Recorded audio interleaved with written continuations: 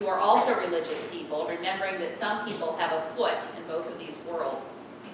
They might see those folks as a kind of bridge builders. So we think as scientists, and I consider myself as a social scientist in this group, we don't often think of our religious organizations as a place where we might do outreach.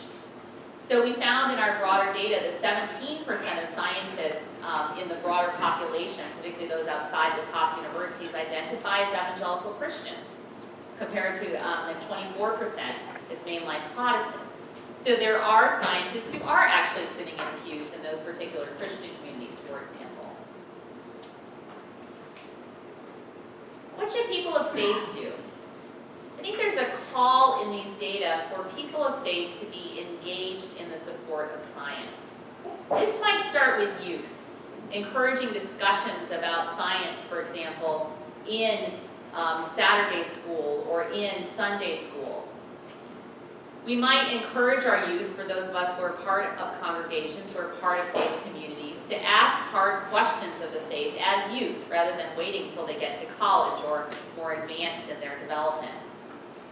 There's also room here in these data for religious leaders to see science as a form of calling, as something that can be done as ministry in the world. And maybe even there's efforts afoot to empower faithful leaders to focus on the scientists in their midst. Some of the faith leaders that we talked to, explained to us some of the efforts that they're engaged in to really bless the scientists in their midst and bless that work as a form of calling. Other scientists who are in congregations across mosques and synagogues and Christian congregations that we studied said that their pastor or their rabbi had never asked about their work or their scientific work or what that meant to them in the context of their faith. So there's clearly room there to grow in our faith communities. I also think that there is a particular call in these data to champion an increase in access to science for everyone. In a broader research effort of the Religion and Public Life program, we are currently trying to figure out, especially in minority communities, especially in Latino and African American communities, two communities that are vastly underrepresented in science, what faith communities might actually do to support science access. So just to give you a little bit of data, Black and Latino Christians in particular are very underrepresented in science. So Black Americans are less than 1% of scientists, not even 1%, although about 14% of the US population. Pastors and churches we've studied suggest that for Black and Latino youth, the opportunity to see someone of their own color and their own faith in science can be incredibly powerful. One Latino pastor we interviewed said, "It means something if you see someone of your own faith and your own skin color in science. It gives a kind of inspiration." Another African American pastor said, "Science for a lot of Black Americans is simply a no trespassing zone. We experience maybe a double minority. There are no people of color there, and there are no people of faith there." So increasing racial, and along with it I would add socioeconomic diversity in science, may be a kind of little explored area where scientific and religious communities could begin to work together in a kind of common goal for what I think would be the common good. So if I were to go back to that woman who did not want to send her child to Cornell University, the one I mentioned at the beginning, she was afraid, I might encourage her to start by actually talking to some of those scientists. Maybe there might be some, even in her own congregation. There might be scientists out there who might agree with her, whose belief in God and the sacredness of humanity might actually motivate their own scientific work. I might show her that I've interviewed people, that we've interviewed people that thought that was the case. That might move her a bit beyond her myths and stereotypes. And that has been our goal, to start that conversation in this book. Thank you. Now we're going to move over to a broader conversation.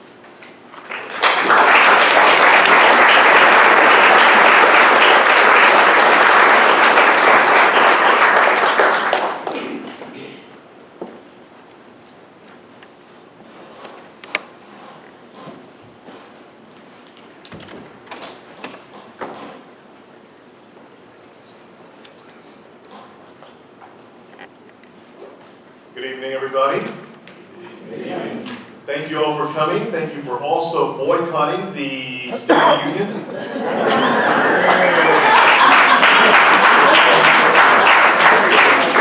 perhaps thank God we're not talking about religion and politics. Elaine and Chris, thank you so much on behalf of the Christian community in your research, for doing your research and writing this book. It helps religious people reach out to scientists, and the scientific community reach out to us as well. And I'm very grateful for your work. My first question is, from your research, did you find that some religious people conflated enthusiasm for science with a push towards secularism? For instance, did you encounter anyone who feared that talking about science or controversial scientific issues would make people lose their faith?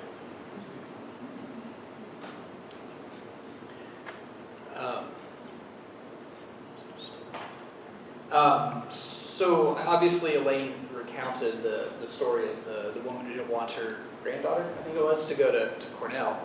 But in that particular case, I would imagine that even though she singled out scientists, she probably was just as worried about her daughter being introduced to the philosophers and the historians and the other folks on campus. And so, I think in those particular cases, it's not, what I'm getting at is it's not particularly about science specifically, right? And I think that's kind of what's important from our perspective. That it's not this inherent thing about science, it's that it's bundled together with other things.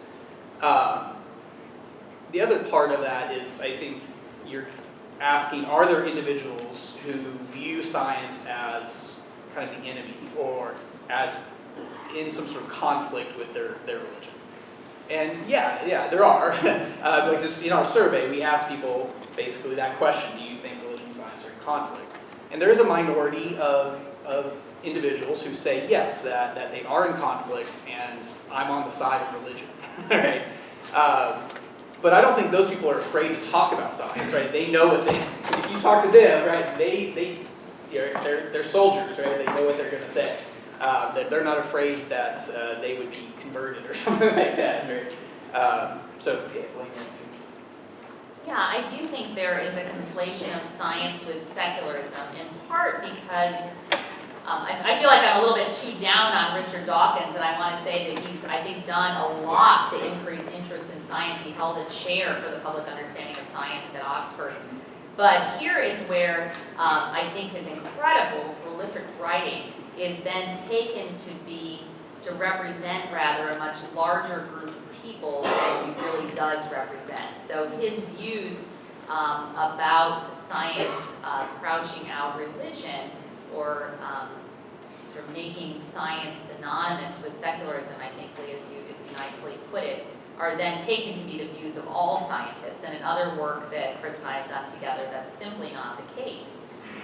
Even for scientists who are atheists, most of them do not think that science was the reason for their atheism necessarily, or that you have to be an atheist, or, there's a much more nuanced way of being an atheist than those who write so publicly about being an atheist in science is religion. And I think that's really important to bring up, because it is potentially keeping out some of our talent, right? So it becomes an issue for science when that kind of view that keeps children out of science, or it keeps parents from encouraging their kids to pursue STEM professions or to be basic science researchers. We need our best talent, and we need a more diverse scientific workforce. And so that's, those become then very consequential views.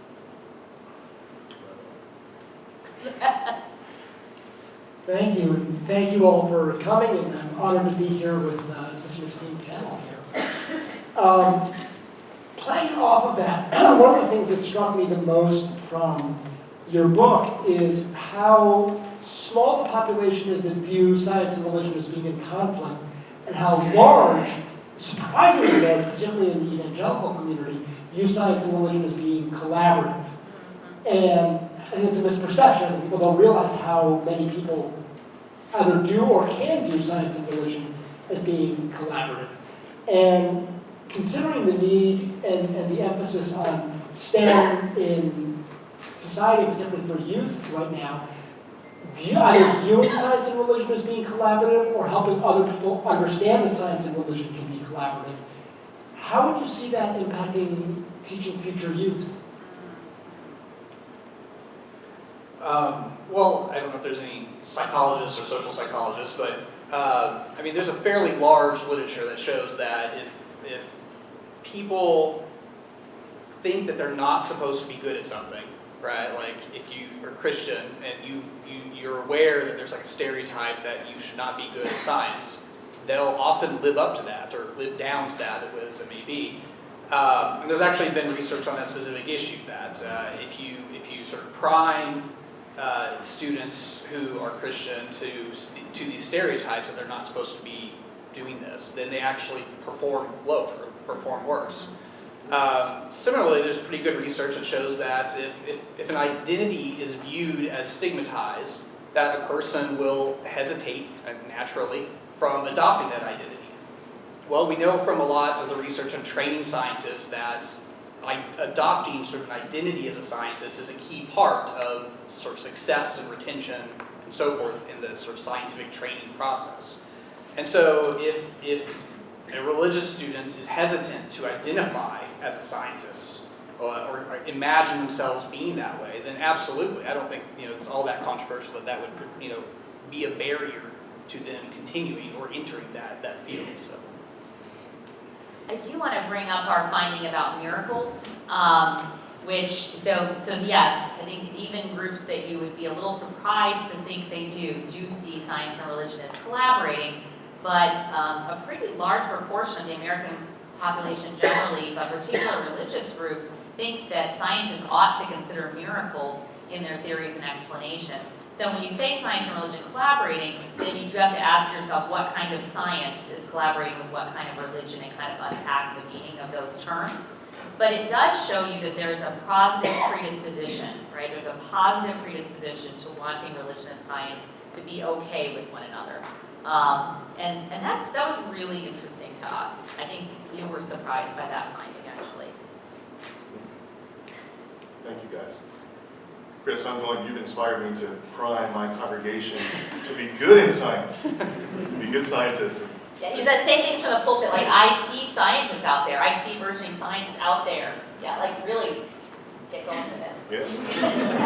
Big congregation does make a difference. I already said I see right students out there. So, speaking of evangelicals, what social factors make evangelicals unique in their views on many science-centered issues? I love this question. I want to be careful here. I think evangelicals are prevalent in the US, but we see the same kind of phenomenon among, say, Muslims in the UK. So I think part of it is that evangelicals are a group in the US that take their religion especially seriously. And that's a hard word, seriously, meaning they spend a lot of time in churches. They hold a high view of the Bible. They have a very certain view of God, when compared to other religious groups have a different way of viewing their religion. And also evangelicals have been pitted a bit, I think in the media and in some public discourse, as to having a conflict with science. And so then that's a kind of priming. There's a sort of media effect where you're expected, as Chris says, to believe something. We also saw in a much, much smaller group of people in the US, when we did interviews with Orthodox Jews, we found similar kinds of things as well. A similar kind of predisposition toward a conflict view. But one thing that people want to point out sometimes is the assumption that religious groups, so conservative Catholics, evangelicals, Orthodox Jews, or perhaps just have less education than the rest of the population, and it's just an education effect that makes them a bit more suspicious of science. That doesn't seem to be the case. There does not seem to be big religious differences in education anymore in U.S. society, and that's interesting as well. I don't know if you want to add anything else. The first thing I thought of when you asked that question is just simply about views and images on God. That one of our main kind of points is that the way a person thinks about science is shaped greatly by how invested they are in sort of this act of God in the world or in their lives. And so, I mean, the reason why evangelicals score so high on these, things like, are so different when it comes to issues like evolution beliefs or thinking that science should consider miracles. Well, that all extends out of the fact that of this commitment to that there is a God who's active in the world, and how could you not do science without considering miracles? That would be the natural kind of conclusion. And so the other groups have some of that, but to a lesser extent, right? Sure. So evangelicals aren't necessarily distinct inherently. It's just that they are more committed to that vision of God, I think. So I'm going to ask the flip side of this question, because I'm coming at it from a Jewish perspective, and I've been blessed to be able to learn a lot of your work, and so a line that I use based on this data is that in Judaism, the challenge is not getting Jews excited about science, it's about getting Jews excited about Judaism. And Jews love science, and particularly in more liberal branches here, and seeing some of the data that you were showing, that in a lot of ways there's the general American population, and the evangelicals often have one direction, and the Jews and non-Western traditions and non-religious are on the total opposite. in whichever way, it's almost in almost every piece of data that I saw today and also in the book.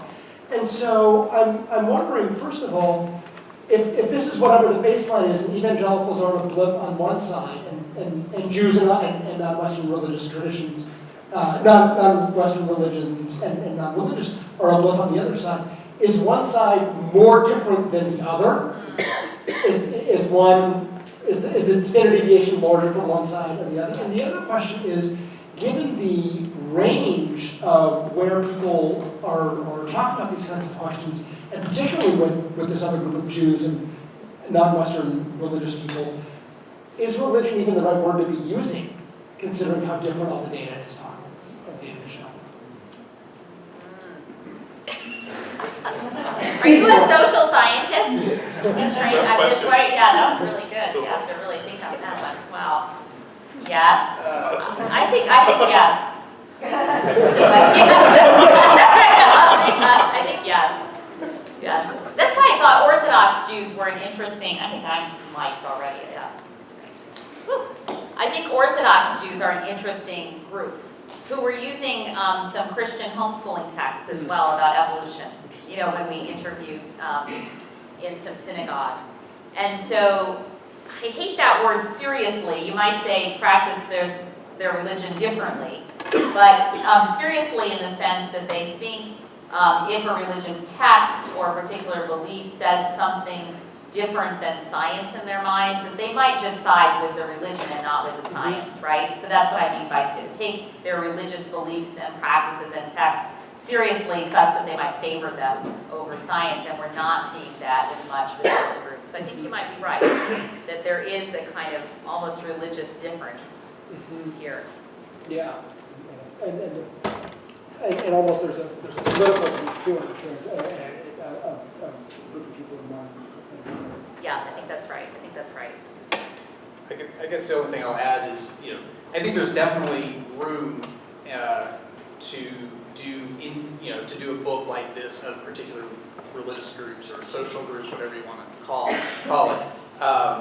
But I think there's also a great benefit of trying to compare and contrast, right? Because when you only look at one, the natural question is, well, how is this different exactly, right? And it's kind of the classic kind of control case, right? You need something else to compare to actually learn something about what you're studying in the first place. So, that's. And we've done some international research on scientists, and I had this conversation with a scientist in the UK that really sticks in my mind, where he said, gosh, you got a lot of evangelical Christians in the US.